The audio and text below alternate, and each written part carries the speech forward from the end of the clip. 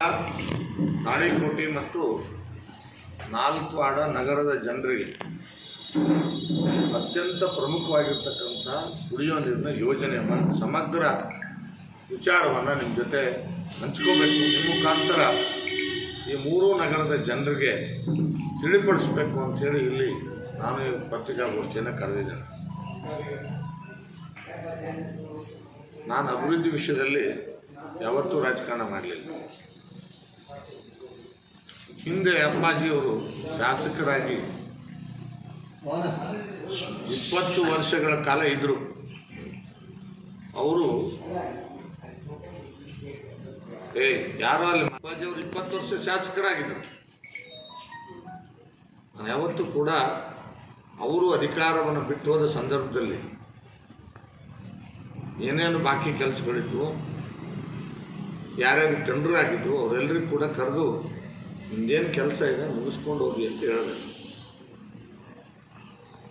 ವಾಸ್ತವವಾಗಿ ಏನೇನು ನೀವು ಕೆಲಸ ತೊಗೊಂಡಿದ್ರಿ ಅದನ್ನ ಸರಿಯಾಗಿ ಮಾಡಿ ಮುಗಿಸಿ ಅಂತ ಹೇಳಿದೆ ವಿನಾಬಿಟ್ಟರೆ ಅದ್ರಲ್ಲಿ ರಾಜಕಾರಣ ಮಾಡಲಿ. 5 ವರ್ಷ ನಾನು ಶಾಸಕನಾಗಿದ್ದೆ.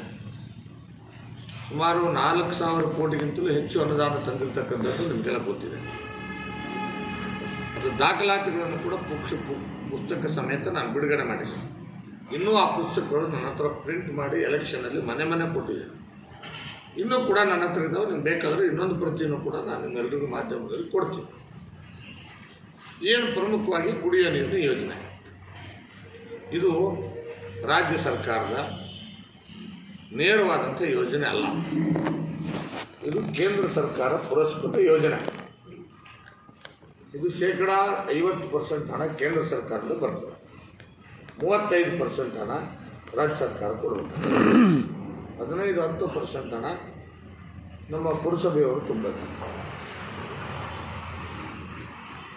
ಅಥವಾ 50% ಸ್ಟೇಟು 50% ಸೆಂಟ್ರಲ್ ಅಂತ ಕೂಡ ಇದರಲ್ಲಿ ಪ್ರೊವಿಷನ್ಸ್ ಇದೆ. ನಾನು ಶಾಸಕನಾಗಿದ್ದ ಎಂಟೈರ್ ತಾಲೂಕಿಗೆ ಕುಡಿಯೋ ನೀರು ಯೋಜನೆ ಅಂತ ತಂದಿದ್ದೇನೆ. ಕೇಂದ್ರ ಸರ್ಕಾರದ ಪರಿಷ್ಕೃತ ಯೋಜನೆಯಲ್ಲಿ ಜಲಧಾರೆ ಅನ್ನುವಂಥ ಏನು ಕುಡಿಯೋ ನೀರಿನ ಯೋಜನೆಗೆ 854 ಕೋಟಿ ರೂಪಾಯಿಗಳು ಮಂಜೂರಾತಿಯಾಗಿದೆ. ಅದನ್ನು ಸನ್ಮಾನ್ಯ ಬೊಮ್ಮಾಯಿಯವರು 4 ವಾರ್ಡದಲ್ಲಿ ಅಧಿಕೃತವಾಗಿ ಗುದ್ದಿ ಪೂಜೆ ಮಾಡಿದರು. ಅದರಲ್ಲಿ ಈ 3 ನಗರದ ಟೆಂಡರ್ದು ಬಾಕಿ ಉಳಿದಿತ್ತು. ಯಾಕೆ ಉಳಿದಿತ್ತು? ಇವರೇನು ಮಾಡ್ತಾರೆ ಅಂದರೆ, ಅಧಿಕಾರಿಗಳು ಉತ್ತರ ಕರ್ನಾಟಕದ ಈ ನಗರಗಳಿಗೆ ಬಂದಂಥ ಸಂದರ್ಭದಲ್ಲಿ ಪ್ಲಾಸ್ಟಿಕ್ ಪೈಪ್ ಹಾಕಕ್ಕೆ ನೋಡ್ತಾರೆ.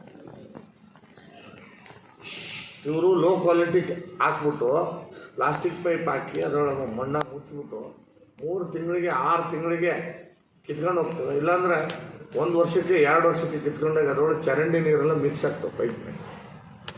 ನಾನು ಹೇಳಿದೆ, ನೋಡಿ, ನನ್ನ ಕ್ಷೇತ್ರದ 3 ನಗರಗಳಲ್ಲಿ ನೀವು ಫುಡ್ ಗ್ರೇಡ್ FSSI ಆಹಾರಕ್ಕೇನು ಉಪಯೋಗ ಮಾಡ್ತಕ್ಕಂಥ ಸ್ಟೇನ್ಲೆಸ್ ಸ್ಟೀಲ್ ಗ್ರೇಡ್ ಇದೆ, ಅದನ್ನೇ ಉಪಯೋಗ ಮಾಡಬೇಕು. ಅದರಿಂದನೇ ಎಸ್ಟಿಮೇಟ್ ಆಗಬೇಕು. ಯಾಕಂದರೆ ನಮಗೆ ಮೊದಲೇ ಹಂತದಲ್ಲಿ ಹಣ ಬಿಡುಗಡೆ ಮಾಡಿದ್ವಿ. ಮುದ್ದೇಬಾಳಕ್ಕಿಷ್ಟು, ತಾಳಿಕೋಟೆಗಿಷ್ಟು, ನಾಲ್ತ್ವಾಡಿಗಿಷ್ಟು ಅಂತ ಹೇಳಿದ್ರೆ 3 ಹಂತದಲ್ಲಿ ಮಾಡ್ತಕ್ಕಂಥ ಯೋಜನೆ. ಆವಾಗ ನಾನು ಹೇಳಿದ್ದೇನು ಅಂದರೆ, ಯಾವ ಕಾರಣಕ್ಕೂ ಈ ರೀತಿ ಅವಕಾಶ ಕೊಡಲ್ಲ. ನಾವೀಗಾಗಲೇ ಒಳ್ಳೆ ಉತ್ತಮವಾದಂಥ ಕಾಂಕ್ರೀಟ್ ರಸ್ತೆಗಳನ್ನು ಮಾಡಿದ್ದೇವೆ. ಆ ಕಾಂಕ್ರೀಟ್ ರಸ್ತೆ ಮಾಡೋ ಸಂದರ್ಭದಲ್ಲಿ 2 ಕಡೆಗೆ ಜಾಗ ಬಿಟ್ಟಿದ್ದೀವಿ. ಬೇಕಾದ್ರೆ ನೋಡಿ ನೀವು, ಆ ಕಡೆ ಈ ಕಡೆ 2 ಸೈಡ್ ಜಾಗ ಬಿಟ್ಟಿದ್ದೀವಿ.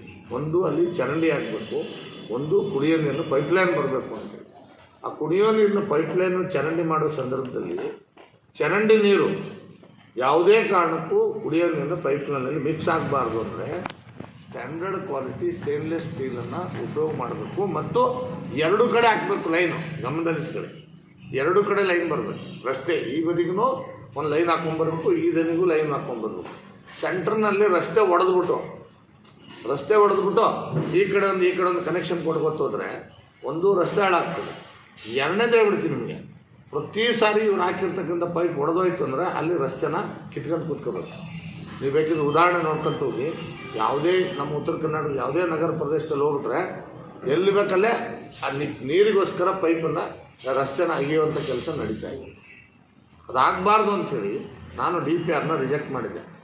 ಗಮನದಾಗಿಲ್ಲ, ಯಾವುದೇ ಕಾರಣಕ್ಕೂ ಈ ರೀತಿ ಮಾಡಲಿಕ್ಕೆ ಬರೋದಿಲ್ಲ. ನನಗೆ ಧಾರವಾಡದ ಮೇನ್ ಚೀಫ್ ಇಂಜಿನಿಯರ್ ನನಗೆ ಫೋನ್ ಮಾಡಿ ಹೇಳಿದ್ರು, ಇಲ್ಲ ಸರ್ ಇದನ್ನು ಅಪ್ರೂವ್ ಮಾಡೋಕ್ಕೆ ಒಪ್ಪಲ್ಲ MD ಅಂತ. ಯಾಕೆ ಒಪ್ಪಲ್ಲ ಅಂತ ಕೇಳಿದ್ರು. ಇದು ಬೆಂಗಳೂರಿಗೊಂದು ಕಾನೂನು, ಬೆಂಗಳೂರಿಗೊಂದು ನಿಯಮ, ಮೈಸೂರಿಗೊಂದು ನಿಯಮ, ಇಲ್ಲಿ ನಮ್ಮ ಉತ್ತರ ಕರ್ನಾಟಕದ ನಗರಗಳಿಗೊಂದು ನಿಯಮ ಇದೆಯಾ, ಯಾಕೆ ಒಪ್ಪಲ್ಲ? ನಾನು ಹೇಳ್ತೇನೆ, ಇಲ್ಲ ಸರ್ ಆಗಿದ್ದರೆ ನೀವು ಹೇಳಿದ ಪ್ರಕಾರ ಅಷ್ಟು ಏರಿಯಾ ಕವರ್ ಮಾಡೋಕ್ಕಾಗಲ್ಲ, ಒಂದು 15-20% ಕವರ್ ಆಗ್ತದೆ, ಇಲ್ಲ 50% ಆಗಲಿ, 50% ಕವರ್ ಮಾಡಿ, ಈಗ ಪರವಾಗಿಲ್ಲ. ಉಳಿದದ್ದನ್ನು ನಾವು ಬೇಕಾದ್ರೆ ನೆಕ್ಸ್ಟ್ ಬಜೆಟಲ್ಲಿ ಕೂತ್ಕೊಂಡು ಲೇಟ್ ಆಗಲಿ ಪರವಾಗಿಲ್ಲ. ಈ ನೀರೇನು ಪುಕ್ಷಟೆ ಕೊಡಲ್ಲ. ಈಗೇನು ನಿಮ್ಮ ಪೈಪ್ಲೈನ್ ಹಾಕ್ಕೊಡ್ತಾರೆ, ಇವ್ರು ಪುಕ್ಷಟೆ ಕೊಡಲ್ಲ, ನೀರು ಗಮನದಾಗಿರಲಿ. ಅದಕ್ಕೆಲ್ಲ ನಾವೇ ದುಡ್ಡು ಕೊಡಬೇಕಾಗ್ತದೆ. ಜನ ಕುಡಿಯೋ ನೀರಿನ ಲೈನ್ ಏನು ಮನೆ ಹಾಕ್ತಾರೆ, ಅದಕ್ಕೆಲ್ಲ ದುಡ್ಡು ಕೊಡಬೇಕು. ಜನ ದುಡ್ಡು ಕೊಟ್ಟು ನೀರು ತೊಗೋಬೇಕಾದ್ರೆ ಮತ್ತು ಅವ್ರಿಗೆ ಬೇಕಾಗಿರ್ತಕ್ಕಂಥ ಸ್ಟ್ಯಾಂಡರ್ಡ್ ಕ್ವಾಲಿಟಿ ಮಟೀರಿಯಲನ್ನು ಹಾಕ್ತಾನೆ ಕೆಲಸ ಮಾಡೋದು. ಇದಕ್ಕೆ ಕೇಂದ್ರ ಸರ್ಕಾರ ದುಡ್ಡು ಕೊಟ್ಟಿದೆ 50%. ಇವರೇನು ಮಾಡ್ತಾಯಿದ್ದಾರೆ ಈಗ ಅಂದರೆ, ಇವ್ರ ಹತ್ರ ಕೊಡೋಕ್ಕೆ ದುಡ್ಡಿಲ್ಲ ಬಜೆಟಲ್ಲಿ. ಏನು ಮಾಡ್ತಾಯಿದ್ದಾರೆ ಅಂದರೆ, ಕೇಂದ್ರ ಸರ್ಕಾರದ 50 ರೂಪಾಯಿ ಮನ್ನಾ ಕೊಟ್ಟರೆ ಇವ್ರು 50 ರೂಪಾಯಿ ಹಾಕಲ್ಲ, ಅದೇ 50 ರೂಪಾಯದಲ್ಲೇ ಪೂರ್ತಿ ಕೆಲಸ ಮುಗಿಸೋದು. ಅಂದರೆ ಇವರಿಂದ ಹಣ ಹಾಕಿದರೆ ಕೇಂದ್ರ ಸರ್ಕಾರ ಬಂದಿರತಕ್ಕಂಥ ಹಣದಲ್ಲೇ ಈ ರೀತಿಯಾದಂಥ ಕೆಲಸ ಮಾಡಲಿಕ್ಕೆ ಇವತ್ತು ಈ ಸರ್ಕಾರ ತೀರ್ಮಾನ ಮಾಡಿರ್ತಕ್ಕಂಥದ್ದು ಒಂದು. ಎರಡನೇದ್ದು, ನಾನು ಅಪ್ಪಾಜಿಯವ್ರಿಗೆ ಕೇಳಿಕ್ಕೆ ಬಯಸ್ತೇನೆ, ಯಾಕೆ ಮೋದಿಯವ್ರ ಹೆಸರು ಹೇಳೋಕ್ಕೆ ನಿಮ್ಮ ನಾಲಿಗೆ ಸತ್ತೋಗುತ್ತಾ, ನಾಲಿಗೆ ಬಿದ್ದೋಗುತ್ತಾ ನಿಮಗೆ? ಕೇಂದ್ರ ಸರ್ಕಾರದ ಪುರಸ್ಕೃತ ಯೋಜನೆ ಅಂತ ಹೇಳಲಿಕ್ಕೆ ನಿಮ್ಮ ಬಾಯಿಂದ ಬರಲ್ವಾ? ಯಾರ್ದಾದ್ರೂ ಕತೆ ಹೇಳ್ತೀರಿ? ಮುದ್ದೇಬಾಳದಲ್ಲಿ ಕೆರೆಯಿಂದ ನೀರು ಕುಡ್ತಿದ್ರು, ಕೆರೆಯಿಂದ ನೀರು ತೊಗೊಂಡು ಕುಡ್ತಿದ್ರು. ನಾನು ಯಾವಾಗ ತಂದೆ, ಬಂಗಾರಪ್ಪ ಬಂದರು, ಆಮೇಲೆ ಏನು ದೇಶಮುಖರು ಇದ್ದರು. ಅಯ್ಯೋ ಪುಣ್ಯಾತ್ಮ, ನಾ ಮಾಡಿದ್ದಪ್ಪ ಇದು ಯೋಜನೆ, ನಾ ಮಾಡಿದ್ದು ಯೋಜನೆ. ನಾಲ್ಗೆ ಸವಿದೋಗ್ತದ? ನನ್ನ ಹೆಸರು ಹೇಳೋದು ಬೇಡ, ಹೇಳೋಕ್ಕೆ ನಿಮ್ಗೆ ಇಷ್ಟ ಇಲ್ಲ. ಮೋದಿಯವ್ರ ಹೆಸರು ಹೇಳೋಕ್ಕೆ ಏನಾಗಿದೆ ನಿಮಗೆ? ಕೇಂದ್ರ ಸರ್ಕಾರ ಯೋಜನೆ ಅಂತಾನೆ. ಹಾಂ, ಆಮೇಲೆ ಅದು ಹೆಂಗೆ ನಮಗೆ ಬೇಕಾದವ್ರಿಗೆ ಟೆಂಡರ್ ಕೊಡಿಸ್ತಾರೆ. ಯಾರು ಟೆಂಡರ್ ತೊಗೊಂಡಿರೋದು? ಇದು ಅವನು MLA ಅಳಿಯ. ಈ ಕೆಲಸ ಮಾಡ್ತಾರೋದು ಯಾರು? ಸುರೇಶ್ ನಾಡಗೌಡ. ನಾನು ಈ ತಾಲೂಕಿನಲ್ಲಿ ಪುರಸಭೆ ಮೆಂಬರ್ಗಳಿದ್ರಲ್ಲ, ನಿಮ್ಮ ಓಣಿನಲ್ಲೆಲ್ಲ ಕಾಂಗ್ರೆಸ್ ಲೀಡರ್ಗಳು ಅವಾಗ ಕುಂದಿರ್ತಿದ್ರಲ್ಲಪ್ಪ ಧರಣಿಗೆ. ನಾವು ಒಳ್ಳೆ ಕೆಲಸ ಮಾಡಿಸ್ತಾ ಇದ್ದಾಗ ಈಗ ಕೂಡ್ರಪ್ಪ ಧರಣಿಗೆ. ಎಲ್ಲಿದ್ರು ನೀವು? ಸುರೇಶ್ ನಾಡಗೌಡ ಈ ತಾಲೂಕನ್ನು ಲೂಟಿ ಹೊಡ್ಕೊಂಡು ಹೋಗಕ್ಕೆ ಬಂದಿದ್ದಾನೆ. ಯಾರಿಗೆ ಟೆಂಡರ್ ಆಗಿರೋದು ಇದು? ಹಾಂ, ಮತ್ತು ಯಾಕೆ ರಾತ್ರಿ ಕೆಲಸ ಮಾಡಕ್ಕೆ ಕೊಟ್ಟಿದ್ರು? ಮಾಧ್ಯಮದವ್ರಿಗೂ ಕರೆದು ಹೇಳ್ದಾನೆ, ಏನೋ ಪುರಸಭೆಯವ್ರಿಗೂ ಕರೆದು ಹೇಳ್ದಾನೆ. ಓಣಿಯಲ್ಲಿ ಕೆಲಸ ಮಾಡ್ತಿದ್ದಿಲ್ಲಪ್ಪ, ಯಾಕೆ ಯಾರಿಗೆ ಕೇಳಿ ಮಾಡ್ತಾಯಿದ್ದೀಯ? ಯಾರು ಹೇಳೋರು ಕೇಳೋರು ಇಲ್ವಾ? ಎಲ್ಲಿದೆ ನಿಮ್ಮ DPR? ಎಲ್ಲಿದೆ? ಯಾವ ಗ್ರೇಡ್ ಪೈಪ್ಲೈನ್ ಆಗ್ತಾಯಿದ್ದೀರಿ? ಯಾವ ರೀತಿ ಆಗ್ತಾಯಿದ್ದೀರಿ? ಹಾಳು ಮಾಡೋಬೇಕಾ? ನಾನು ನಿಮ್ಗೆ ಹೇಳಿಕ್ಕೆ ಬಯಸ್ತೇನೆ, 100ಕ್ಕೆ 100 ಈ ಒಂದು ಕುಡಿಯೋ ನೀರನ್ನು ಹಳ್ಳ ಹಿಡಿಸೋ ಕೆಲಸ ಇವ್ರು ಮಾಡ್ತಾಯಿದ್ದಾರೆ. ಆಮೇಲೆ ಇವರು ಒಬ್ಬರು ಹೋಗಿ ಇನ್ಸ್ಪೆಕ್ಷನ್ ಮಾಡೋಲ್ಲ, MLA ಹತ್ರ ಹೋಗೋದೇ ಇಲ್ಲ ಯಾವ ಓಣಿಗೂ. ನಾನಿದ್ದಾಗ ಕೆಲಸ ನಡೀತಿದ್ರೆ 2 ಸಾರಿ 3 ಸಾರಿ ನಾನು ವಿಸಿಟ್ ಮಾಡಿದ್ದೇನೆ. ಒಂದು CC ರಸ್ತೆ ನಡೆದ್ರು ಕೂಡ ವಿಸಿಟ್ ಮಾಡಿ, ಹಿಂಗೆ ಹಾಕ್ಬೇಕು, ಹಿಂಗೆ ಹಾಕ್ಬೇಕು.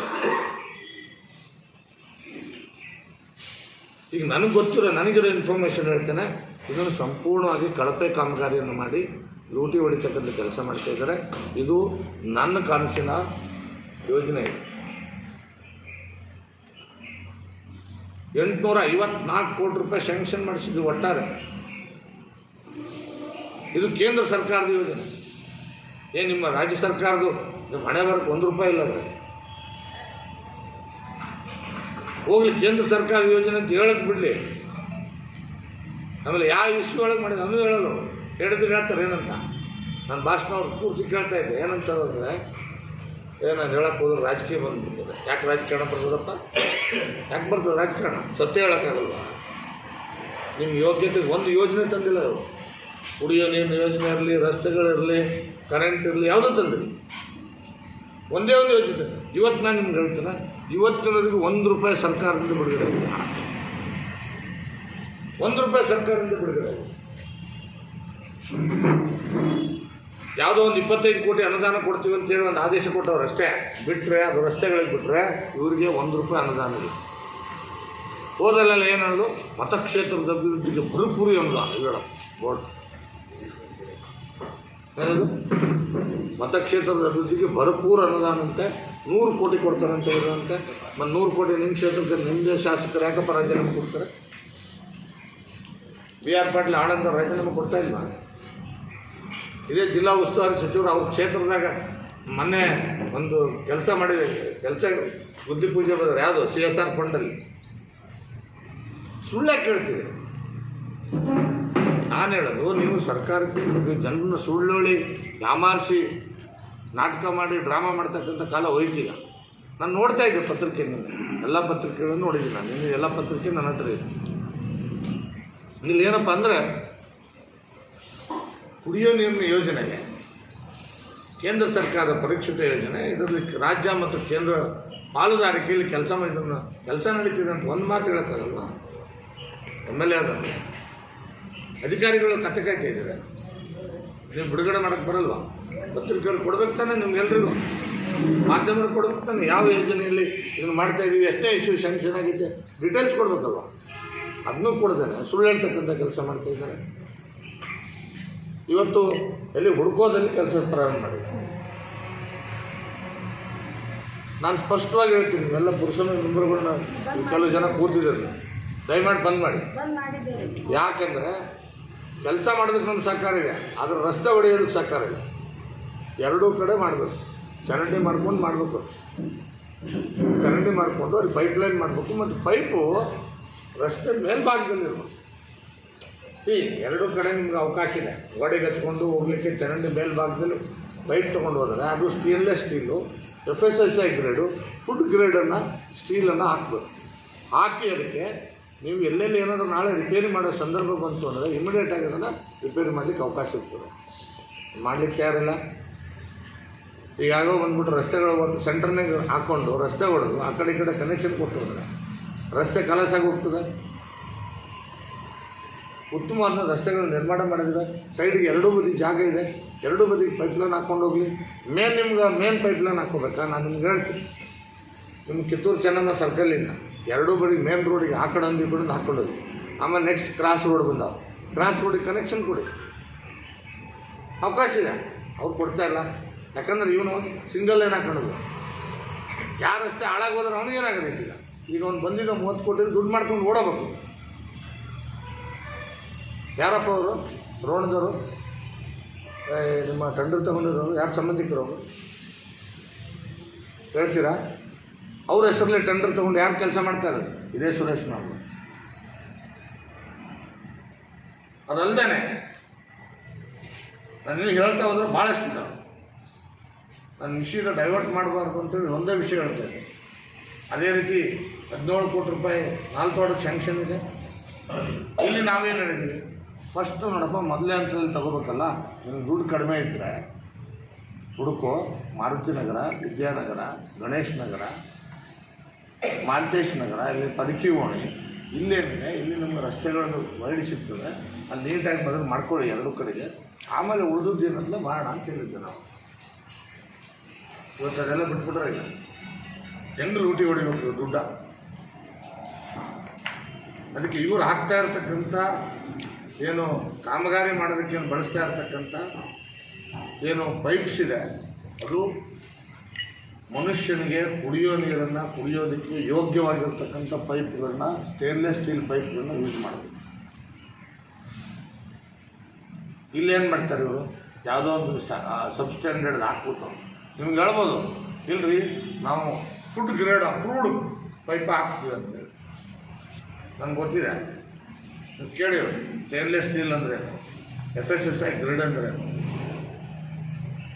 ಯಾಕಂದರೆ ಇದು ಕುಡಿಯೋ ನೀರು ಶಾಶ್ವತವಾಗಿ ಮತ್ತು ಪುಕ್ಸೆಟೇ ಕೊಡಲ್ಲ ರೈತರಿಗೆ, ಜನಕ್ಕೆ ನೀರು. ಅದಕ್ಕೆ ದುಡ್ಡು ತಗೊಳ್ತಾರೆ. ನಮ್ಮದೇ ಕಡೆ ನೀವು ಇವತ್ತು ಜನ ಅರ್ಥ ಮಾಡ್ಕೋಬೇಕು. ಈ ನಗರದ ಜನ ಅರ್ಥ ಮಾಡ್ಕೋಬೇಕು. ನಿಮ್ಗೆ ನಾಳೆ ಏನು ಈ ಪೈಪ್ ಹಾಕಿ ದುಡ್ಡು ಕೊಡ್ತಾರಲ್ಲ, ಡೂಪ್ಲಿಕೇಟ್ ಪೈಪ್ ಹಾಕಿ, ಅದಕ್ಕೆ ನೀವು ಆ ಚರಂಡಿಯಿಂದ ಮಿಕ್ಸ್ ಆಗಿರ್ತಕ್ಕಂಥ ನೀರಿಗೆ ದುಡ್ಡು ಕೊಡ್ತಾ ಇರಬೇಕಾಗ್ತದೆ. ಅದಕ್ಕೋಸ್ಕರ ನಾನು ತುರ್ತು ಪತ್ರಿಕಾಗೋಷ್ಠಿ ಕರೆದಿರ್ತಕ್ಕಂಥದ್ದು. ಇದು ಭಾಳ ಇಂಪಾರ್ಟೆಂಟ್. ಇನ್ನು ಎರಡನೇದು ನಾನು ನಿಮ್ಗೆ ಹೇಳ್ತೀನಿ, ಒಳಚರಂಡಿ ವ್ಯವಸ್ಥೆ ಇವರಿದ್ದಾಗ ಒಳಚರಂಡಿ ವ್ಯವಸ್ಥೆ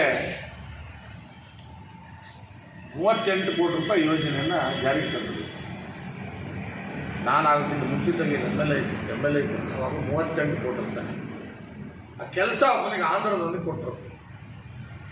ಅವನ ಹೆಸರೇನು ವೆಂಕಟೇಶ್ವರ ಇದೆ, ಆ ಮಸ್ತಾನಪ್ಪ ಅಂತ. ಅವನು ಕರ್ಕೊಂಬಂದಿರೋರು ಯಾರು, ಅವ್ರು ತೀರೋಗ್ಯಾರೀಗ. ಈ ಊರಾಗ ಕಾಂಗ್ರೆಸ್ ಲೀಡರ್ ಇದ್ದರು, ಅವರಿಲ್ಲ. ಹಿಂಗಾಗಿ ನಾನು ಅವ್ರ ಹೆಸರು ಹೇಳೋಕ್ಕೆ ಇಷ್ಟಪಡೋದು ಸತ್ತೋಗ್ಬಿಟ್ಟ. ಅವನು ಇನ್ನೊಬ್ಬನು ಇದ್ದರು ಈ ಊರಾಗ ಲೀಡ್ರು, ಕಾಂಗ್ರೆಸ್ ದೊಡ್ಡ ಗೌಡರು. ಅವರು ಇಬ್ಬರು ಕೂಡಿ ಆ ಮಸ್ತಾನಿಂದ ಕೆಲಸ ತೊಗೊಂಡು ಎಂಟೈರ್ ಒಳಚರಂಡಿ ವ್ಯವಸ್ಥೆನ ಹಾಳು ಮಾಡಿದ್ರು. ಬೇಕಾದ್ರೆ ನೋಡ್ರಿ, ಇವತ್ತಿಗೆ ಹೋಗಿ ಚೆಕ್ ಮಾಡಿ. ನೀವೇನು ಇದು ಮಾಡಬೇಕಲ್ಲ ಒಳಚರಂಡಿಗೆ, ನಮ್ಮ ಏನಂತ ಗುಂಡಿಗಳು, ಚೇಂಬರ್ಸ್, ಎಷ್ಟು ಚೇಂಬರ್ಗಳು ಆ ಎಸ್ಟಿಮೇಟಲ್ಲಿ ಇದೆಯೋ ಅದಕ್ಕಿಂತ 2000 ಚೇಂಬರ್ ಕಮ್ಮಿ ಹಾಕ್ಬಿಟ್ಟು ಯಾರು ಕೇಳೋದಿಲ್ಲ. ಆಮೇಲೆ ಎಲ್ಲ ಸಬ್ ಸ್ಟ್ಯಾಂಡರ್ಡು, ಅದ್ರ ಮೇಲೆ ಒಂದು ಯಾವ್ದಾರು ಹಿಂಗೆ ಗಾಡಿ ಹತ್ಕೊಂಡ್ರೆ ಸಾಕು, ತಪ್ಪಿ ಮೋಟರ್ ಬೇಕಿತ್ತು ಮುಡ್ಕೊಳ್ಳೋ. ಎಂತ ಇರೋದು ಒಳಗಡೆ ಅಲ್ಲಿ ಮಣ್ಣು ಬಿಚ್ಕೊಂಡು ಬ್ಲಾಕ್ ಆಗ್ಬಿಟ್ಟಾರೆ. ನಾನು ಬಂದ ತಕ್ಷಣ ಕರೆದು ಅವನು ಮಸ್ತಾನಪ್ಪನ ಸಂಬಂಧಪಟ್ಟಂಥ ಇಂಜಿನಿಯರ್ಗಳನ್ನ ಕರೆದು ಯಾವುದೇ ಕಾರಣಕ್ಕೂ ಈ ಕೆಲಸನ ಇದಕ್ಕೆ ಪೇಮೆಂಟ್ ಮಾಡಬಾರ್ದು ಅಂತೇಳಿ ನಾನು ಮೀಟಿಂಗ್ ಮಾಡಿ ಹೇಳೋರು ಚೆಕ್ ಮಾಡಿದರೆ 38 ಕೋಟಿನಲ್ಲಿ 40 ಲಕ್ಷ ಬಿಟ್ಟು ಹುಡುಗರಿಗೆಲ್ಲ ಪೇಮೆಂಟ್ ತಗೊಂಡಿದ್ದೀನಿ. ಕೆಲಸನೇ ಮುಗಿದಿಲ್ಲ.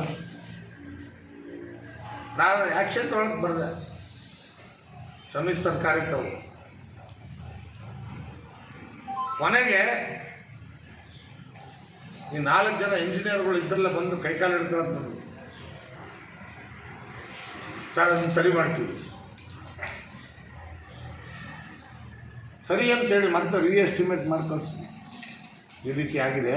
ಇದು ಎಂಟೈರು ಏನು ಒಳಚರಂಡಿ ವ್ಯವಸ್ಥೆ ಇದೆ. ಇಲ್ಲೇ ಬೇಕಾದ್ರೆ ನೋಡಿ, ವಿದ್ಯಾನಗರದ ಮೇಲೆ ಬರ್ತದೆ, ವಾಸನೆ ಹೊಡಿತದೆ. ನಾನು ನಿಮ್ಗೆ ಈಗಲೇ ಹೇಳ್ತೀನಿ, ಮುದ್ದೇಮಾಳ ತಾಳಿಕೋಟೆ ನಗರದ ಜನ, ತಾಳಿಕೋಟೆಯಲ್ಲೂ ಆಲ್ರೆಡಿ ಸ್ಟಾರ್ಟ್ ಆಗಿತ್ತು ನನ್ನ ಜಾಗ ಸ್ವಲ್ಪ. ಯಾವಾಗ ಇವೆಲ್ಲ ಚೇಂಬರ್ಗಳು ತುಂಬ ಹೊರಗೆ ಬರ್ತಾವೋ ಗೊತ್ತಿಲ್ಲ. ನಿಮ್ಮ ಮನೆ ಬಿಟ್ಟು ಯಾವಾಗ ಓಡಿ ಹೋಗೋ ಪರಿಸ್ಥಿತಿ ಬರ್ತೋ ಗೊತ್ತಿಲ್ಲ. ಎಂಟೈರು ನಿಮ್ಮದೇನು ನಿಮ್ಮ ಮಲಮೂತ್ರ ಏನಿದೆ ಅದು ಹೋಗ್ತಕ್ಕಂಥದ್ದು ಎಂಟೈರ್ ಕಳಪೆ ಕಾಮಗಾರಿನ ಮಾಡಿಟ್ಟಿದ್ದಾರೆ ಅವರು.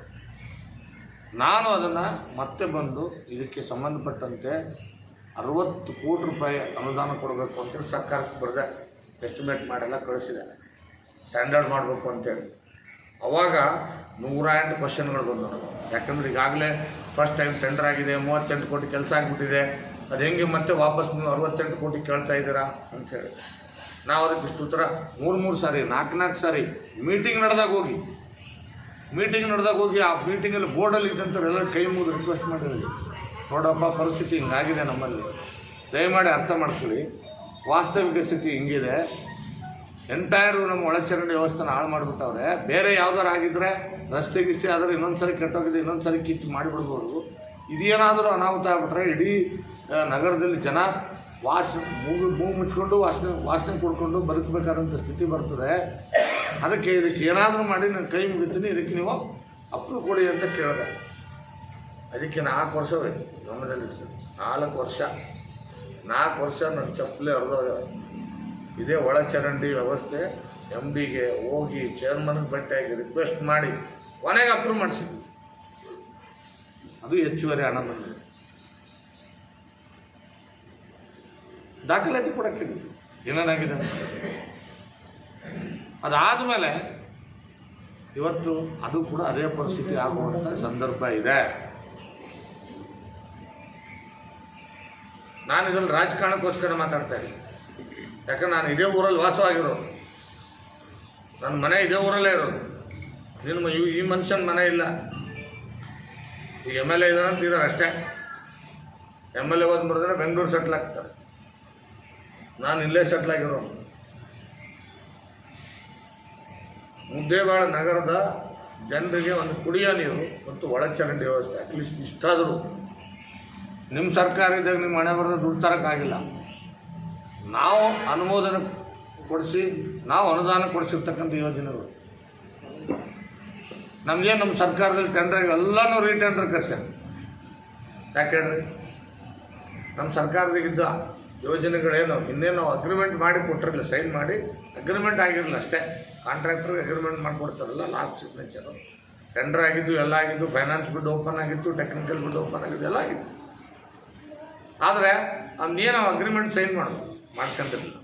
ಅಷ್ಟೊತ್ತಿಗೆ ಯಾಕಂದ್ರೆ ನೀತಿ ಸಂಹಿತೆ ಬಂದಿಲ್ಲ. ಈ ಸರ್ಕಾರ ಬಂದ ಮೇಲೆ ಅವನ್ನೆಲ್ಲನೂ ವಾಪಸ್ ತಗೊಂಡು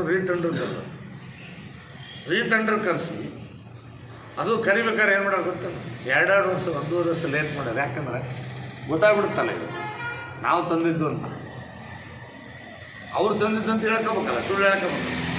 ಅದಕ್ಕೆ 1.5 ವರ್ಷದ ನಂತರ ಟೆಂಡರ್ ಕರೆಸಿ ಈ ರೀತಿ ನಮಗೆ ಬೇಕಾದಂಥವ್ರು ಟೆಂಡರ್ ಕೊಟ್ಟು ಸುರೇಶ್ ನಾಡಗೌಡ ಈ ಕೆಲಸ ಮಾಡ್ತಾರೆ. ದುಡ್ಡು ಹೊಡಿತಾ ಇರೋ ನಾವು, ಅದು ಎಂಟೈರ್ ದುಡ್ಡು ಹೋಗ್ತಾ ಇರೋದು MLA.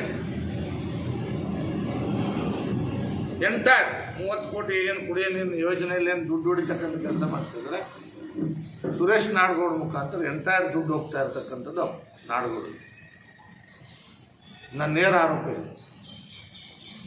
ಅದಕ್ಕೆ ನಾನು ಪುರಸಭೆಯ ಸದಸ್ಯರುಗಳಿಗೆ ಮತ್ತು ಈ ನಗರದ ಜನರಿಗೆ ನಾವು ವಿನಂತಿ ಮಾಡ್ತೀನಿ,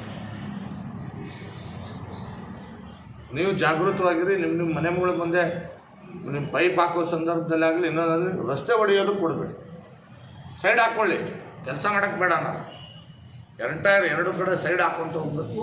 ಮತ್ತು SSI ಸ್ಟ್ಯಾಂಡರ್ಡ್ ಸ್ಟೇನ್ಲೆಸ್ ಸ್ಟೀಲ್ ಪೈಪ್ಗಳು ಹಾಕಬೇಕು. ಯಾವುದೇ ಕಾರಣಕ್ಕೂ ಮುಂದಿನ 20 ವರ್ಷ 30 ವರ್ಷ ಅದರಲ್ಲಿ ಚರಂಡಿ ನೀರು ಮಿಕ್ಸ್ ಆಗಬಾರ್ದು. ಮತ್ತು ಎಲ್ಲಾದರೂ ರಿಪೇರಿ ಆಗುವಂಥ ಸಂದರ್ಭದಲ್ಲಿ ರೋಡ್ ಹೊಡೆದು ರಿಪೇರಿ ಆಗ್ತಕ್ಕಂಥ ಸ್ಥಿತಿ ನಿರ್ಮಾಣ ಆಗಬಾರ್ದು. ಇದನ್ನು ಮಾಡಲಿಕ್ಕೆ ಅವಕಾಶ ಇದೆ, ಇದನ್ನು ಮಾಡಬೇಕು. ಇದ್ರ ಬಗ್ಗೆ ಜನ ಜಾಗೃತವಾಗಿರಬೇಕು ಅಂಥೇಳಿ ನಾನು ತಮ್ಮ ಮುಖಾಂತರ ನಾನು ವಿನಂತಿ ಮಾಡ್ತೇನೆ. ಮೊನ್ನೆ ಇನ್ನೊಂದು ಇದು ಒಂದು ಕಡೆ ಕುಡಿಯೋ ನೀರು 50 ಕೋಟಿ ರೂಪಾಯಿ ಗ್ರಾಮೀಣ ಪ್ರದೇಶದ ರಸ್ತೆಗಳನ್ನ ನಾನು ಅಧಿಕಾರದಲ್ಲಿದ್ದಾಗ ಮುಖ್ಯಮಂತ್ರಿಗಳ ವಿಶೇಷ ಅನುದಾನದಡಿಯಲ್ಲಿ ಮಂಜೂರಾತಿ ಮಾಡಿಸ್ಕೊಂಡು ಅದು ಕೂಡ ಟೆಂಡರ್ ಆಗಿ ಎಲ್ಲ ಆಗಿತ್ತು. ಲಾಸ್ಟು ಸಿಗ್ನೇಚರ್ ಆಗ್ತದೆ. ಅದನ್ನು ಇವ್ರು ಬಂದ ಮೇಲೆ 15 ತಿಂಗಳು ಬಿಟ್ಟು ಇದು ಟೆಂಡರ್ ಕರೆದು ತಮಗೆ ಬೇಕಾದ ಮತ್ತೆ ಅದನ್ನು ಟೆಂಡರ್ ಕರೆದು ಟೆಕ್ನಿಕಲ್ ಅಪ್ರೂವಲು ಫೈನಾನ್ಷಿಯಲ್ ಅಪ್ರೂವ್ ಆಗಿ ಎಲ್ಲ ಆಗಿದ್ದನ್ನು ಕ್ಯಾನ್ಸಲ್ ಮಾಡ್ಸ್ಯಾರ. ಕ್ಯಾನ್ಸಲ್ ಮಾಡೋಕ್ಕೆ ಅದನ್ನು ವೆಯ್ಟ್ ಮಾಡ್ಬೇಕು 6 ತಿಂಗಳು. ಏನಂತ ಕ್ಯಾನ್ಸಲ್ ಮಾಡಿದ್ರೆ ಗೊತ್ತಲ್ಲ, ಆ ಕಾಂಟ್ರಾಕ್ಟರ್ಗಳು ಬಂದು ಅದನ್ನು ಟೆಂಡರ್ ತಾವು ಅದನ್ನು ಅಗ್ರಿಮೆಂಟ್ ಮಾಡಿ ತೊಗೊಂಡಿಲ್ಲ, ಮುಂದೆ ಬಂದಿಲ್ಲ. ಅಧಿಕಾರಿಗಳಿಗೆ ಏನು ಹೇಳ್ಯಾರ, ಇವ್ರಿಗೆ ಮಾಡಿಕೊಡ್ಬೇಡಿ. 6 ತಿಂಗಳು ತನಕ ವೆಯ್ಟ್ ಮಾಡ್ಸ್ಯಾರ. ಮಾಡಿ ಈಗ 6 ತಿಂಗಳು ಆದಮೇಲೆ ಮತ್ತೆ ಟೆಂಡರ್ ಕರೆದು ಕೊಡಿಸಿ ಅದನ್ನು ತಮ್ಮ ಕಾರ್ಯಕರ್ತರಿಗೆ ಕೊಡ್ತಾರೆ. ನಾನು ಹೇಳಲಿಕ್ಕೆ ಬಯಸ್ತೇನೆ, ಕಾರ್ಯಕರ್ತರಿಗೆ ಕೊಡೋಕ್ಕೆ ಬೇಡ. ನಾನು ಡಾಂಬರ್ ರಸ್ತೆಗಳು ಮತ್ತು ಅದು ಪ್ರಧಾನಮಂತ್ರಿ ಸಡಕ್ ಯೋಜನೆಯಲ್ಲಿ ತಂದಿರತಕ್ಕಂಥದ್ದು ನಮ್ಮದಾಗಿಲ್ಲಿ PMGSY ಅಂದರೆ ಅದಕ್ಕೆ ಆದಂಥ ಒಂದು ಸ್ಟ್ಯಾಂಡರ್ಡ್ ಇದೆ ರಸ್ತೆ ಮಾಡೋಕ್ಕೆ. ಸಣ್ಣ ಪುಟ್ಟ ನೀವು 4 ಲಕ್ಷ 5 ಲಕ್ಷ 10 ಲಕ್ಷ ರೂಪಾಯಿ ಯಾವ ಕೆಲಸಗಳು ಬಂದಿರ್ತೇವೆ ಕಾರ್ಯಕರ್ತರಿಗೆ ಕೊಡ್ತಾರಂದ್ರೆ ಅದು ಒಪ್ಕೊಳ್ಳೋಣ. ಆದರೆ ಆ ದೊಡ್ಡ ಕೆಲಸ ಅದಕ್ಕೆ ಹಿಂಗೆ ಯಾರು ಇದೇ ಸುರೇಶ್ ನೋಡೋದು. ಎಂಟೈರ್ ತಾಲೂಕಿನಲ್ಲಿ MLA ಯಾರು ಅಂದರೆ ಸುರೇಶ್ ನಾವು. ಈ ಹೆಸರುಗಟ್ಟೆ ಈ ಮನುಷ್ಯ ಕೈ ಮುಕ್ಕೊಂಡು ಹೋಗೋದು. ಕಂಪ್ಲೀಟ್ ವ್ಯವಹಾರ ಬೆಂಗಳೂರಲ್ಲಿ ಮಾಡೋದು. ಇಲ್ಲಿ ಯಾರನ್ನೂ ಕೂಡ ಕರೆಯಲ್ಲ. ಮತ್ತೆ ಇಲ್ಲಿ ಕರೆದು ನಿಮಗೆಲ್ಲ ಗೊತ್ತಾಗ್ಬಿಡ್ತದೆ ಮೀಡಿಯಾದಲ್ಲಿ ಎಲ್ಲ ಬೆಂಗಳೂರಿನ ಕರೆದು ಯಾರಿಗೆ ಬೇಕೋ ಅವ್ರಿಗೆ ಟೆಂಡರ್ ಕೊಡ್ಸೋದು. ಕೆಲಸ ಏನು ನಡೀತಾ ಇದೆ ಏನು ಅದ್ರ ಬಗ್ಗೆನೂ ನೋಡೋಣ. ಈಗ ಹೋಗಿ ಮೊನ್ನೆ ಯಾವುದೋ ತಮ್ಮದಡ್ಡೆ ಬಂದು ಪೂಜೆ ಮಾಡೋದು.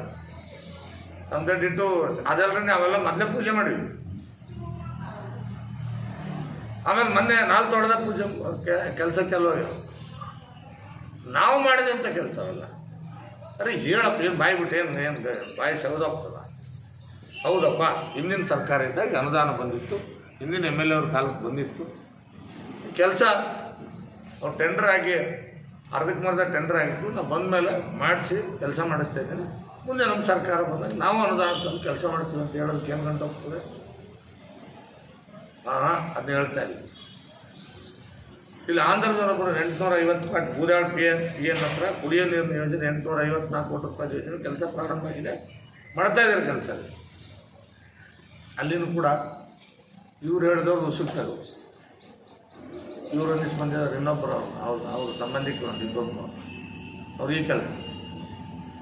ಅದೇ ಅವ್ನ ಸ್ಟ್ಯಾಂಡರ್ಡ್ ಕ್ವಾಲಿಟಿ ಏನಿದೆ, ಯಾವ ಮಟೀರಿಯಲ್ ಹಾಕ್ಬೇಕು, ನಾನು ಅವ್ನು ಕರೆದು ವಾರ್ನ್ ಮಾಡಿದ್ದೀನಿ. ಇನ್ನೂ 3 ವರ್ಷದಲ್ಲಿ ಕೆಲಸ ಮಾಡಿ ಹೋಗೋಕ್ಕಾಗಲ್ಲಪ್ಪ, ಮತ್ತೆ ನಮ್ಮ ಸರ್ಕಾರ ಬರುತ್ತೆ. ನಾನಿದ್ದಾಗ ಯೋಜನೆ ಸ್ಯಾಂಕ್ಷನ್ ಮಾಡಿಸಿದ್ದೀನಿ, ನಾನು ಯಾವ ರೀತಿ ಮಾಡಿಸಿದ್ದೀನಿ ಗೊತ್ತಿದೆ. ನನ್ನ ಹತ್ರ ನಾನು ಒಂದು ಕಪ್ ಚಾ ಕುಡಿದಿಲ್ಲ. 854 ಕೋಟಿ ಕೆಲಸ ಸ್ಯಾಂಕ್ಷನ್ ಮಾಡಿಕೊಡಿದ್ದೀನಿ. ಕೇಳಿ ನೋಡಿ ಅವರು. ನಾನು ಯಾವ ಕಡೆಗೆ ಒಂದು ಕಪ್ ಚಾ ಕುಡಿದು ಕೆಲಸ ಮಾಡಿದ್ದೀನಿ. ಅವನು ರೆಡ್ಡಿ ಅಂತೇಳಿ ಯಾರೋ ಒಬ್ಬನು ಈಗ ಒಂದು ಕೆಲಸ ಪ್ರಾರಂಭ ಮಾಡಿದ್ದಾನೆ. ಅವನಿಗೆ ಕಾಡ್ತಾ ಇದ್ದಾರೆ. ಇದು ಗಮನದಾಗಿಲ್ಲ. ಬಸವಪುರದಲ್ಲಿ 220 kV ಸ್ಟೇಷನ್ ಕೆಲಸ ಜೋರಾಗಿ ನಡೀತಾ ಇದೆ. ಕ್ಯಾಪಿಟೇಷನ್ಲಿಂದನೇ ಕೆವಿ ಅಟ್ಯಾಕ್ ಮಾಡ್ತಾ ಇದ್ದಾರೆ. ಅದು ನಿಲ್ಲಿಸ್ಬೇಕು ಅಂತ 108 ಪ್ರಯತ್ನ ಮಾಡಿದ್ರು. ಅದ್ರ ಬಗ್ಗೆ ಒಟ್ಟ ಮಾತಾಡಲ್ಲ. ನೋಡಿರ್ಬೇಕಾದ್ರೆ ಮುಂಚೆ ಅದ್ರ ಬಗ್ಗೆ ಒಟ್ಟ ಮಾತಾಡಲ್ಲ. ಸುಮಾರು 200 ಕೋಟಿ ರೂಪಾಯಿ ಇರುವುದು. ಅವ್ರು ಕಾಂಟ್ರಾಕ್ಟರ್ ಹತ್ರ ಎಷ್ಟು ಕಮಿಷನ್ ತಿಂತಾರೆ ಅಂತ ಅವನ್ನ ಕೇಳಿ ನೋಡಿ. ಈ MLA ಎಷ್ಟು ಕೊಟ್ಟಿದ್ದಾರೆ ಅವ್ರ ಹತ್ರ ಕೋಟ್ಯಾಂತರ ರೂಪಾಯಿ ಇಸ್ಕೊಂಡು ಕೆಲಸ ಮಾಡೋಕ್ಕೆ ಸರ್ಕಾರ ಕೊಡ್ತೀವಿ. ಪಾಪ ಅವ್ರ ಕುಟುಂಬದವ್ರು ಯಾರೋ ಒಬ್ಬರು ಅವ್ರದ್ದಲ್ಲ ಅಂತೇಳಿ ಅವ್ರು ಕ್ಲೇಮ್ ಮಾಡ್ತೀವಿ. ಸರ್ಕಾರದ ಆಸ್ತಿ ಆಗಿದೆ. ಯಾಕೆ ಈ ಮಾತು ಹೇಳ್ತಾ ಇದ್ದೀನಂದರೆ, ನಾವು ತಂದಿರ್ತಕ್ಕಂಥ ಯೋಜನೆಗಳಿದ್ದಾವೆ. ನಾನು ಎಂಟೈರ್ ತಾಲೂಕಿನಲ್ಲಿ 110 kV ಸ್ಟೇಷನ್ ಮಾಡಿಸಿದೆ ಮತ್ತು 220 kV ಒಂದು ಸ್ಟೇಷನ್ ಮಾಡಿಸಿದೆ. ಯಾವನಾದರೂ ಒಬ್ಬ ಕಾಂಟ್ರಾಕ್ಟರ್ ಹತ್ರ ಒಂದು ಕಪ್ ಚಾ ಕುಡಿದಿದ್ದು ಅಥವಾ ಕಾಂಟ್ರಾಕ್ಟರ್ ನಾನು ಒಂದ್ಸರಿ ಫೋನ್ ಮಾಡಿದ್ದು ಉದಾಹರಣೆ ತೋರಿಸಿದ್ರೆ ರಾಜಕೀಯ ಜೀವನದಿಂದ ನಿವೃತ್ತಿ ಆಗ್ತದೆ. ಯಾಕೆಂದರೆ ಆ ಯೋಜನೆಗಳು ತರಬೇಕಾಗಿದೆ.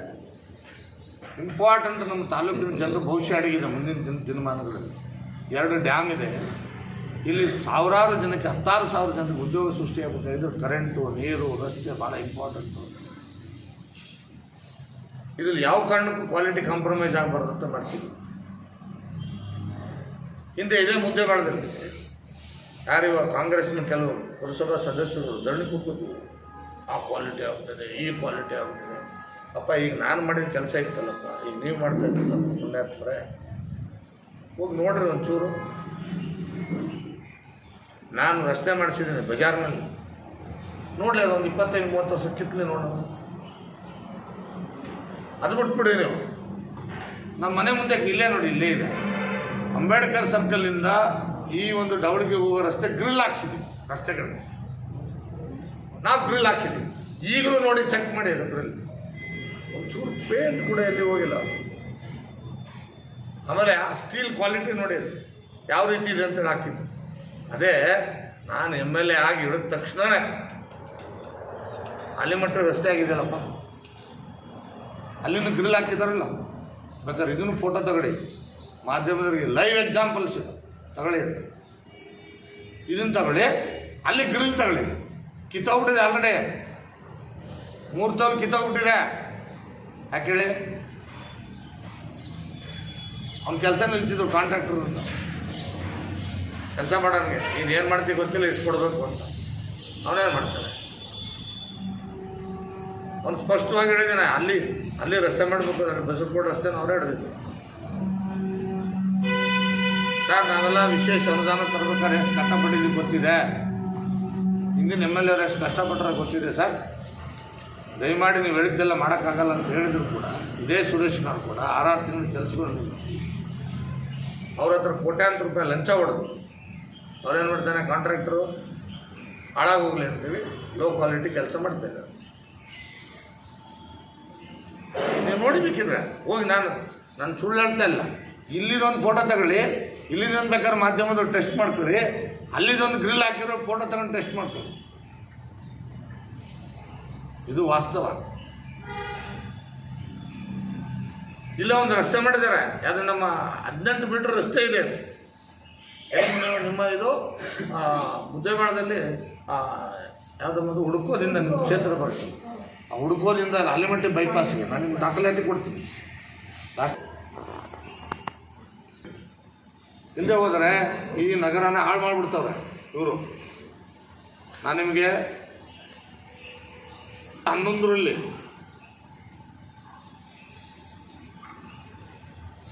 ನಿಮ್ಗೆ ದಾಖಲಾತಿ ಕೊಡ್ತೀನಿ. ರಾಜ್ಯ ಸರ್ಕಾರ ಇದು ಮೊನ್ನೆ ಇದಾಗಿದೆ, ಹೋಗಿ ನಾನು ನಿಮ್ಗೆ ಕಳಿಸ್ತೀನಿ. ಇದರಲ್ಲಿ ನಾನು ನಿಮ್ಮದು ಇವತ್ತು ಕೂಡ ಕೇಳಿದ್ರೆ ಸಿಗ್ತದೆ.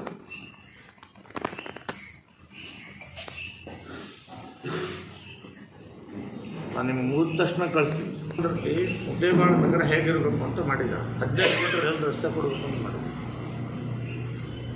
ಅದು 18 ಮೀಟರ್ ರಸ್ತೆ, ಅದನ್ನು ರಿಡಕ್ಷನ್ ಮಾಡಿಸಿದ್ರು. ಇವ್ರ ಸಂಬಂಧಿಕೊಬ್ಬ ಎರಡು ಸೈಡ್ ತಗೊಂಡವ ಕೊಡ್ತೀನಿ ದಾಖಲಾತಿ ಕೇಳಿದ್ರೆ ಕೇಳಿ ಅವ್ರಿಗೆ ಫಸ್ಟ್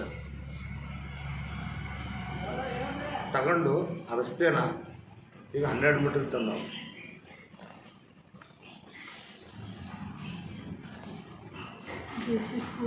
ಒಂದು ಚರಂಡಿ ಮಾಡೋದು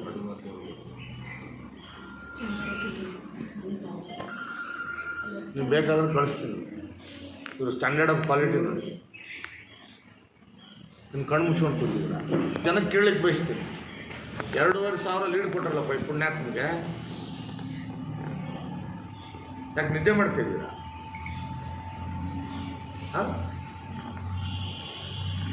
ಚುನಾವಣೆಯಲ್ಲಿ 2,500 ಲೀಡ್ ಕೊಟ್ಟಿದ್ದಾರೆ ಈ ನಗರದ ಜನ. ಅಟ್ಲೀಸ್ಟ್ ಆ ಜನರ ಋಣ ತೀರಿಸ್ಬೇಕಲ್ವ, ಜನಕ್ಕೂ ಅರ್ಥ ಆಗಬೇಕಲ್ವ. ಆಮೇಲೆ 350 ಮನೆಗಳು ಎಲ್ಲಿ ಸ್ಲಮ್ ಬೋರ್ಡ್ ನಮ್ಮ ಸರ್ಕಾರ ಇದೆ, ಸ್ಯಾಂಕ್ಷನ್ ಮಾಡಿಸ್ಕೊಂಡು ಕೂತಿದ್ದಾರೆ, ನಿಲ್ಲಿಸ್ಕೊಂಡು ನಿಂತಿದ್ದಾರೆ. ಆ ಬಡವರು ಮನೆಗಳು ಕೊಡ್ಬೇಕು. 375 ಅಪ್ಲಿಕೇಶನ್ಸ್ ಅಪ್ರೂವ್ ಮಾಡಿ ಅದ್ರ ಸುಮಾರು 175 ಜನನೋ 80 ಜನನೋ ನಾನಿದ್ದಾಗ ಡಿ ಡಿ ಕಟ್ಟವು. ಆ ಡಿ ಡಿ ಕೊಡಿದವ್ರಿಗೆ ಮನೆ ಕೊಡೋಲ್ಲ, ಅವ್ರು ನಿಲ್ಸ್ಕೊಂಡು ನಿಂತಿದ್ದಾರೆ ಈಗ. ಯಾಕಂದ್ರೆ ನಮ್ಮ ಕಾಲದಲ್ಲಿ ಆಗಿದ್ದಲ್ವ, ಅವಾಗೆಲ್ಲ ಡಿ ಡಿ ಕಟ್ಬಿಟ್ಟವ್ರು ಜನ. ಈಗ ಅದರಲ್ಲಿ ಏನು ಮಾಡೋಕ್ಕೆ ಬರೋಲ್ಲ. ಅವ್ರು ಕಾಂಟ್ರಾಕ್ಟರ್ ತಗೊಂಡು ಕಣ್ಣೀರು ಹಾಕ್ತಾವೆ. ನನ್ನ ಇದ್ರಿಗೆ ಬಂದು ಹೇಳ್ತಾ ಇದ್ದೆ, ಸರ್ ಏನು ಮಾಡಲಿ ಸರ್, ಅವರು ನಾವೆಲ್ಲ ಇಷ್ಟು ಕಷ್ಟಪಟ್ಟು ಕೆಲಸ ಮಾಡಿದ್ವಿ, ನಮ್ಗೆ ಬಿಟ್ಟಷ್ಟು ನಮ್ಗೆ ರೇಟ್ ಜಾಸ್ತಿ ಆಗ್ತದೆ, ಆ 350 ಮನೆಗಳನ್ನ ಕಟ್ಟೋಕ್ಕೆ ಅವಕಾಶ ಮಾಡಿಕೊಡ್ತಾರೆ. ಏನು ಮಾಡ್ತಾಯಿದ್ದೀರಿ? ಇದು ನಮ್ಮ ನಗರಕ್ಕೆ ಸಂಬಂಧಪಟ್ಟಿರ್ತಕ್ಕಂಥ ಪರಿಸ್ಥಿತಿ ನಾನು ನಿಮ್ಗೆ ಮುಂದೆ ಇಟ್ಟಿದ್ದೀನಿ. ಮುಂದಿನ ದಿನಮಾನಗಳು ನಮ್ಮೆಲ್ಲರಿಗೂ ವಿನಂತಿ ಮಾಡ್ತೇನೆ, ಮಾಧ್ಯಮದ ಸ್ನೇಹಿತರು, ನಿಮಗೆ ಇದಕ್ಕೆ ಸಂಬಂಧಪಟ್ಟಂಥ ಒಂದೊಂದು ದಾಖಲಾತಿಗಳು ಏನೇನು ಬೇಕು, ನಿಮ್ಗೆ ಯಾವಾಗ ನಿಮ್ಮ ದಾಖಲಾತಿಗಳ ಅವಶ್ಯಕತೆ ಇದೆ ನನಗೆ ಕೇಳಿ ನಾನು ಕೊಡ್ತೀನಿ ನಿಮ್ಮ ದಾಖಲಾತಿ. ಈಗೇನು ಒಳಚರಂಡಿ ವ್ಯವಸ್ಥೆ ಮತ್ತು ಕುಡಿಯೋ ನೀರಿನ ಯೋಜನೆ ಮಾಡ್ತಕ್ಕಂಥ ಇಂಜಿನಿಯರ್ಗಳಿಗೂ ಕೂಡ ನಾನು ಎಚ್ಚರಿಕೆ ಕೊಡಲಿಕ್ಕೆ ಬಯಸ್ತೇನೆ. ನೀವೇನಾದರೂ ಈ ಲೂಟಿಕೋರ ಸುರೇಶ್ ನಾಡಗೌಡನ ಮಾತು ಕೇಳಿ ಕಳಪೆ ಕಾಮಗಾರಿ ಮಾಡಿ ಹೋಗ್ತೀನಿ ಅಂತ ಅಂದ್ಕೊಂಡಿದ್ರೆ ನೀವು ರಿಟೈರ್ಡ್ ಆಗೋದ್ರೂ ಬಿಡಲ್ಲ. ನಿಮ್ಮನ್ನು ಎಸ್ ಪಾಟೀಲ್ ನಡವಳಿ ಗಮನದಲ್ಲಿ ಇಟ್ಕೊಳ್ಳಿ. ನಿಮ್ಮನ್ನು ರಿಕವರಿ ಮಾಡಿಸೋ ತನಕ ಬಿಡಲ್ಲ. ಯಾರು ನೀವು ಚೀಫ್ ಇಂಜಿನಿಯರ್ಗಳು ಕೂತ್ಕೊಂಡು ತಳಗಡೆ ಪಾಪ ಅಸಿಸ್ಟೆಂಟ್ ಇಂಜಿನಿಯರ್ಗಳು ಏನು ಮಾಡೋಕ್ಕಾಗಲ್ಲ. ಈ ಚೀಫ್ ಇಂಜಿನಿಯರ್ಗಳು ಹೆಡ್ ಆಫ್ ದಿ ಡಿಪಾರ್ಟ್ಮೆಂಟ್ಸ್ ಕೂತಾರಲ್ಲ ಇವರು ಯಾವುದೋ ರಾಜಕೀಯ ಒತ್ತಡಕ್ಕೆ ಒಳಗಾಗಿ ಕಳಪೆ ಕಾಮಗಾರಿ ಮಾಡ್ಸೋಕಚ್ಚಿ ಅವನ ಬಿಲ್ಗಳು ಅಪ್ರೂವ್ ಮಾಡಿಸಿ ಪಾಸ್ ಮಾಡಿಸಿದ್ದಕ್ಕರೆ ಆದರೆ ನಾನು ಈ ಸಾರಿ ಸುಮ್ಮನೆ ಇರೋದಿಲ್ಲ. ಕಂಪ್ಲೀಟಾಗಿ ನಾನು ಹೇಳ್ತೇನೆ, ಇನ್ನು ಮುಂದೆ ನಮ್ಮ ಸರ್ಕಾರ ಬಂದಾಗ ಎಲ್ಲ ಎನ್ಕ್ವೈರಿಗೆ ಹಚ್ಚಿ ಇವರೆಲ್ಲರಿಗೂ ಕೂಡ ಶಿಕ್ಷೆ ಆಗೋದು ನೋಡ್ಕೊತೀವಿ. ಯಾಕಂದರೆ ನನ್ನ ತಾಲೂಕಿನ ಜನರ, ನನ್ನ ನಗರದ ಜನರು ಕುಡಿಯೋ ನೀರಿನ ಯೋಜನೆ ಆಗಿರೋದ್ರಿಂದ ಯಾವುದೇ ಕಾರಣಕ್ಕೂ ಇಲ್ಲಿ ಕಳಪೆ ಕಾಮಗಾರಿ ಮಾಡಲಿಕ್ಕೆ ಅವಕಾಶ ಮಾಡಿಕೊಡಬಾರ್ದು, ಕೊಡೋದಿಲ್ಲ. ನಮ್ಮ ಊರಿನ ಜನನೂ ಕೂಡ ಜಾಗೃತರಾಗಿರಬೇಕು. ಮಾಧ್ಯಮ ಸ್ನೇಹಿತರು ವಿನಂತಿ ಮಾಡ್ತೇನೆ, ನೀವು ಕೂಡ ಇದ್ರ ಬಗ್ಗೆ ಅಲರ್ಟ್ ಆಗಬೇಕು ಅಂತ ಹೇಳಿ ತಮ್ಮೆಲ್ಲರೂ ವಿನಂತಿ ಮಾಡ್ಕೊಂಡು ನಾನು ಪತ್ರಿಕಾಗೋಷ್ಠಿ